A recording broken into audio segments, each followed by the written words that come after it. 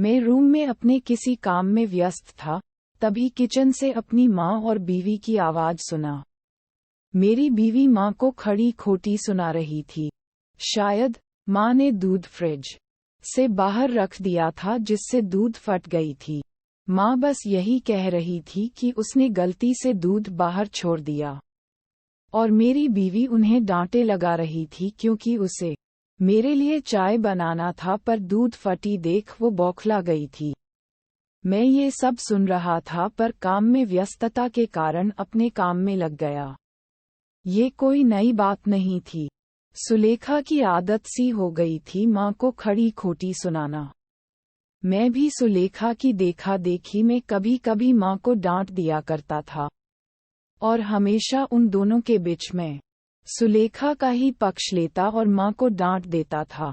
आज जब मैं 3 दिन बाद घर आया तो माँ मेरे पास आकर अपने आंचल से मेरे मुंह को पोंछते हुए बोली, बेटा खाना लगा दूं? दूर से आया है, थक गया होगा, ला अपना पैर जूता उतार देती हूँ। मैं चुपचाप माँ को देख रहा था और वो मेरे जूते को उतार रही थी।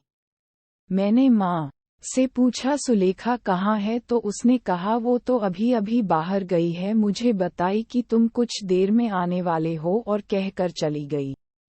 सुलेखा अपने माँ को देखने गई थी। उसने मुझे पहले ही बताया था उसके माँ की तबीयत खराब है, पर मुझे समझ में नहीं आ रहा था कि वो मेरे साथ भी तो जा सकती थी।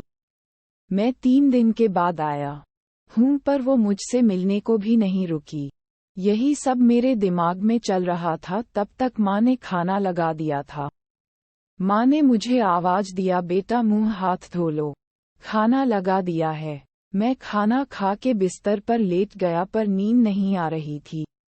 मन में बस एक ही बात चल रहा था कि सुलेखा अपने माँ को देखने के जल्दी में मुझसे मिले बिना चली गई, और मैं उसके चलते अपने माँ को हमेशा डांटता रहता हूँ। लेकिन माँ उस बात को लेकर कभी भी मुझसे या सुलेखा से कोई नाराजगी नहीं जताई थी। वो बस सुनती और भूल जाती, लेकिन ये बात मेरे मन में घर कर गई। सारी रात मैं बस माँ के बारे में सोचता रहा। आखिर क्यों वो अपनी बेइज्जती बर्दाश्त करती है? आखिर क्या है वो चीज जिसके चलते माँ मुझसे इतना प्यार करती है? क्यों हमेशा मेरी चिंता करती है? क्यों वो सुलेखा की बातों का जवाब नहीं देती? क्यों और न जाने कितने ही क्यों मेरे मन को झकझोर रही थी। मैं सुबह माँ को सबसे पहले यही पूछा, आखिर कौन सी बात है जिसके चलते तुम इतना सब सहती हो और उफ़्फ़ा तक नहीं करती? मैं माँ की बातों को सुनकर दंग रह गया। आज मुझे पता चल गया उस क्यों का कारण क्या है।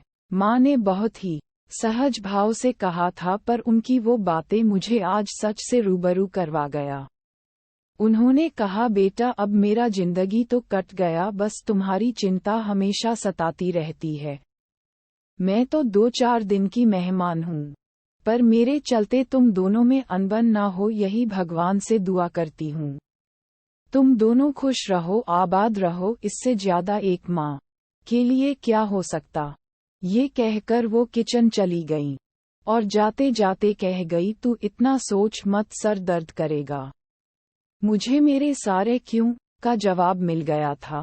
ये सब माँ की ममता ही तो है जो अपने दुख को भुलाकर अपने बेटे के सुख की दुआ करती है। ये माँ की ममता ही थी जो मुझ जैसे पापी को भी मिल जाती है। यही एक ईश्वरीय वरदान है जो हर किसी के नसीब में होता है। बस मेरी तरह कई ऐसे हैं जो उस ममता की कीमत नहीं जानते।